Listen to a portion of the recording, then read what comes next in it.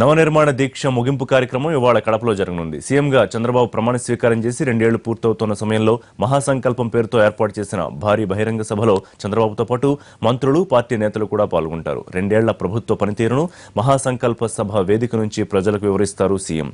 మొదట సభను ఒంగోలులో నిర్వహించాలని ప్రభుత్వం భావించింది. కానీ అనంతపురం టూర్లో జగన్ వివాదాస్పద వ్యాఖ్యలతో షెడ్యూల్ మారింది. ఓవైపు విభజన కష్టాలు ఉన్నా రాష్ట్రాభివృద్ధే ధ్యేయంగా ప్రభుత్వం పనిచేస్తూ ఉంటే ప్రతిపక్షం అనవసర విమర్శలు చేస్తోందని టీడీపీ మొదటి నుంచి ఆరోపిస్తోంది.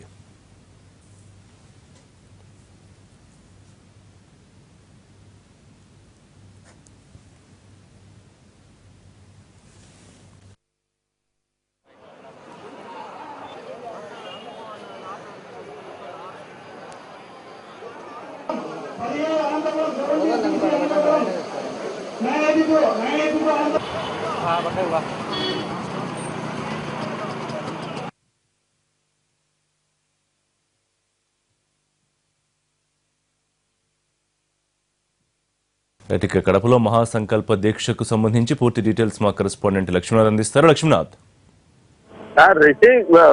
రాష్ట్ర ప్రభుత్వం ప్రతిష్టాత్మకంగా చేపట్టిన నవ నిర్మాణ దీక్షల ముగింపు సభ కడపలో అత్యంత ప్రతిష్టాత్మకంగా నిర్వహించేందుకు అన్ని ఏర్పాట్లు పూర్తయ్యాయి. సాయంత్రం 4 గంటలకు రాష్ట్ర ముఖ్యమంత్రి చంద్రబాబు నాయుడుతో పాటు రాష్ట్ర మంత్రులు, ఉన్నతాధికారుల బృందం మహాసంకల్ప దీక్షలో పాల్గొనబోతున్నారు. ఈ సంకల్ప దీక్షకు సంబంధించి రాష్ట్ర ప్రభుత్వం రాష్ట్ర విభజన తర్వాత చేపట్టిన అభివృద్ధి కార్యక్రమాలతో పాటు భవిష్యత్తులో చేయబోతున్న అభివృద్ధి కార్యక్రమాలు, రాష్ట్ర అభివృద్ధిని ఎలా చేపట్టాలన్న విషయాన్ని ప్రజల్లోకి తీసుకోవడంతో పాటు తాము గత 2 ఏళ్లుగా చేపట్టిన సంక్షేమ పథకాలు, అభివృద్ధి పథకాలను ఏకరూపెట్టి ఈ సభలో మొత్తం పూర్తి స్థాయిలో తెలుగుదేశం పార్టీ నేతలతో పాటు రాష్ట్ర సంబంధించిన పాలకులు ఈ ప్రసంగాల్లో తెలియజేయబోతున్నారు. ముఖ్యంగా నవనిర్మాణ దీక్ష పేరుతో వారం రోజులుగా వివిధ విభాగాలకు సంబంధించి వివిధ ప్రాంతాల్లో జిల్లా వ్యాప్తంగా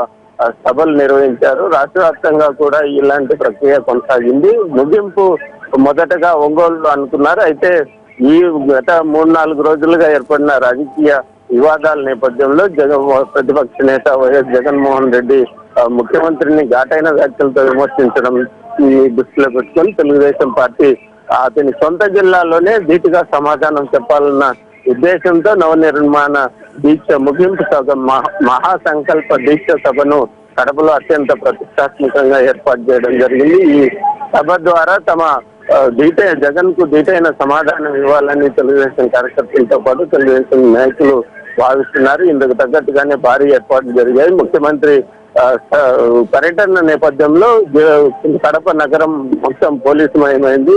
అత్యంత కట్టుదిట్టమైన భద్రతా ఏర్పాట్లు జరిగాయి. దాదాపు 20 మంది ఐపీఎస్ అధికారులను ఇక్కడ డిప్లాయ్ చేశారు. అలాగే 5,000 మంది పోలీస్ సిబ్బంది పహారా కాస్తున్నారు. 400 సీసీ కెమెరాలను ఏర్పాటు చేయడం జరిగింది.